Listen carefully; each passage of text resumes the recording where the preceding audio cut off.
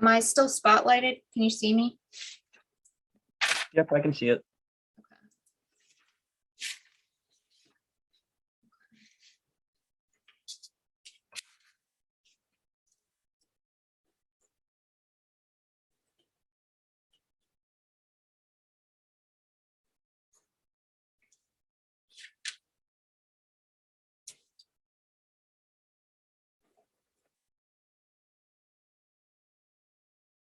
Okay, so I'm going to keep the whole shape on the page for the purposes of demonstration.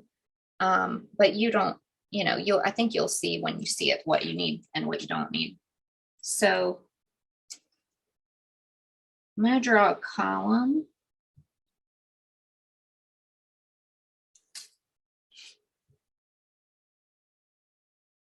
And there's a technical way to make this a square. I'm going to go kind of like a square, but I'm not going to claim to actually be drawing as perfect square by any means.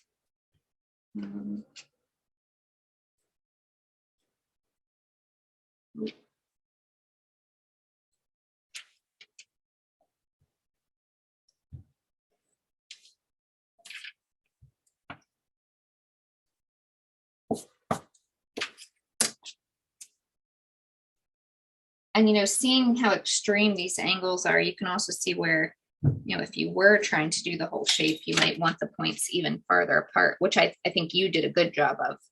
I'm just trying to keep them in the picture of the screen.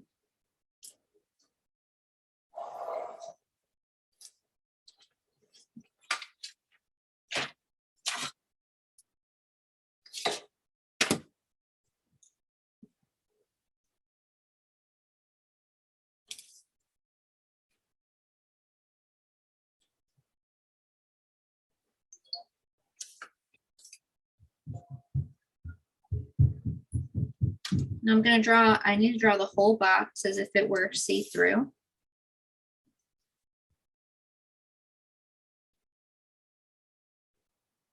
And I was really careful because I really do need these marks to line up. And they do. Okay, so now we've got the whole box, right? Now I want to also draw where we're going to cut the diamond out of.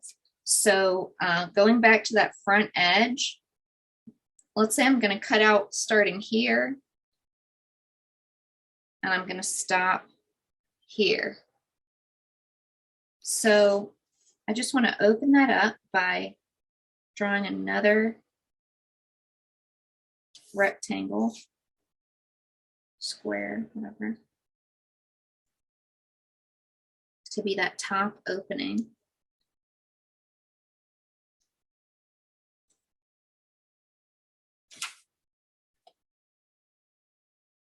I don't know why I did that line so long. I know where it's supposed to end, right there. I'm going to erase this line just to kind of let us see that a little better. I'm not erasing all of it, so I'm not really losing any information, I don't think.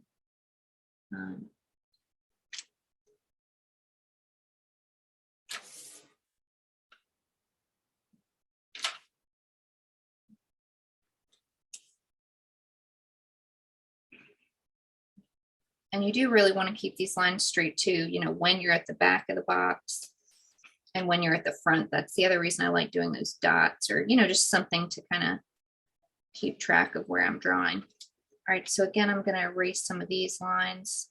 And then the other thing, just maybe a little foresight, because I know what I'm about to do, is I want to do this diamond and put it, roughly in the middle. And I don't really need to measure it, but I'll measure it. Okay, so that's like the center point. So the outside of my diamond, I'm going to put it right there. So I'm going to draw one more rectangle. So there's a lot of kind of setup here.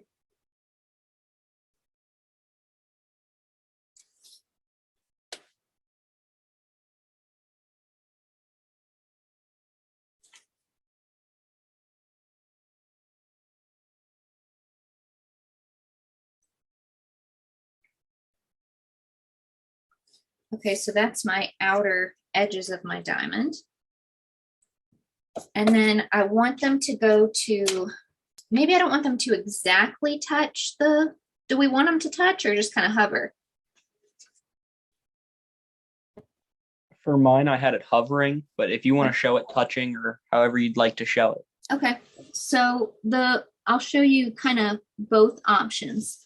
So these two center points, if we wanted it to be touching, we would build the diamond directly off of those center points. If we want it to be hovering, we'll come in just a little bit from that.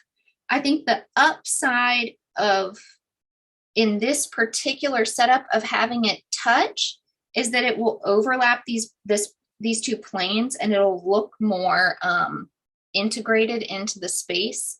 Having it hover, if we pull it up higher, it might look a little less,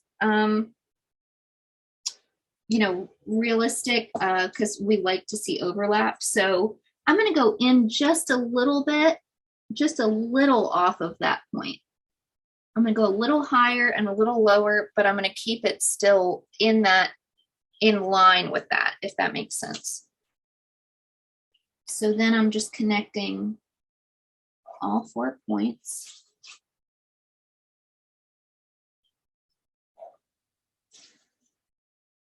This front point is this.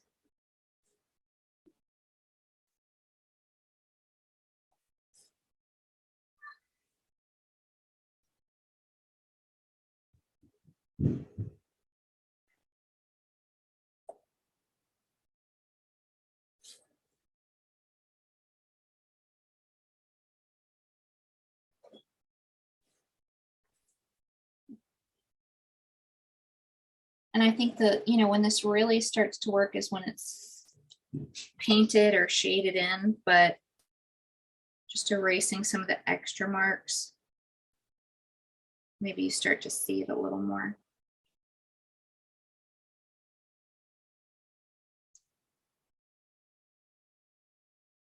Does that work? Yeah, that helps a lot. I think one of the problems I was having was I wasn't drawing it as like a 3D